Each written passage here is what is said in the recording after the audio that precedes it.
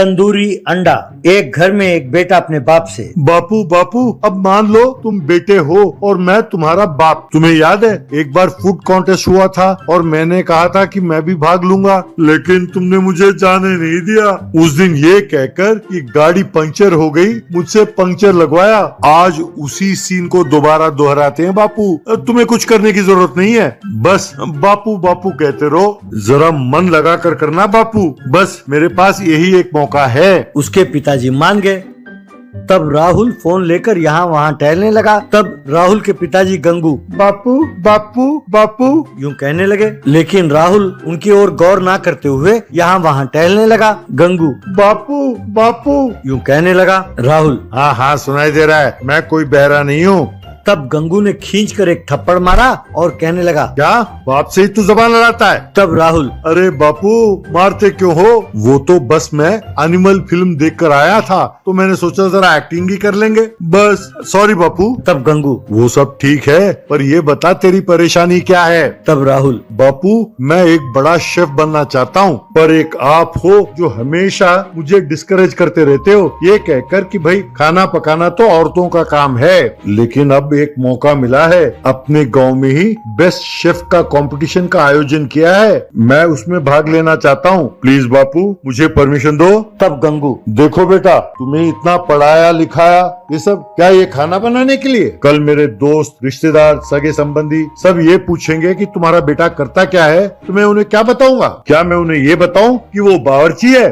जरा सोचो इसमें मेरी कितनी बदनामी होगी। तब राहुल, बापू खाना बनाना कोई छोटा मोटा काम नहीं है। इस दुनिया में अगर कोई ऐसी नौकरी है जिसका कोई रिटायरमेंट नहीं है वो सिर्फ खाना बनाना है। बापू प्लीज बापू मुझे शेफ बनने का बड़ा शौक है, मुझे परमिशन दे दो ना बापू।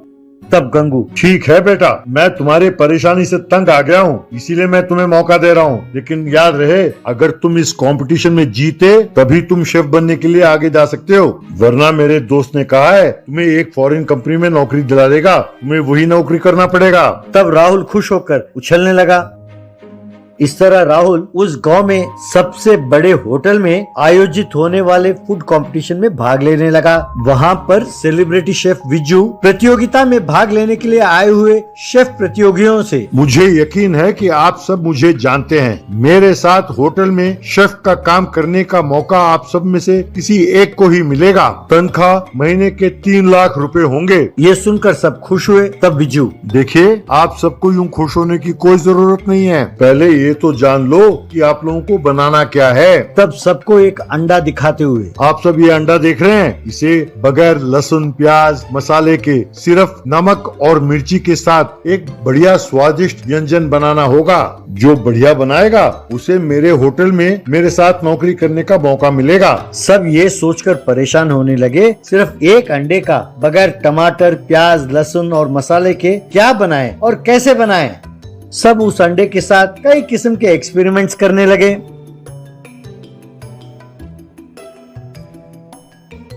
लेकिन राहुल समझ गया कि उसे करना क्या है। उसने कई अंडे लिए, उन्हें उबाला, फिर एक सीख लेकर उन अंडों को उस सीख में घुसेड़ा, फिर वहां रखे ग्रिल में उन अंडों को ग्रिल करने लगा। इस तरह उसने तंदूरी अंडे बनाए।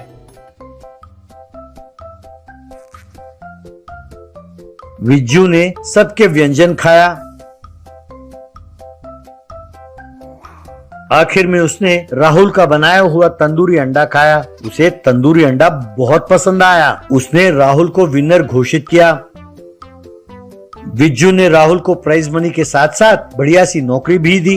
राहुल के प्राइज मनी जीतने पर और अच्छी नौकरी लगने पर राहुल के पिताजी गंगू बहुत खुश हुए।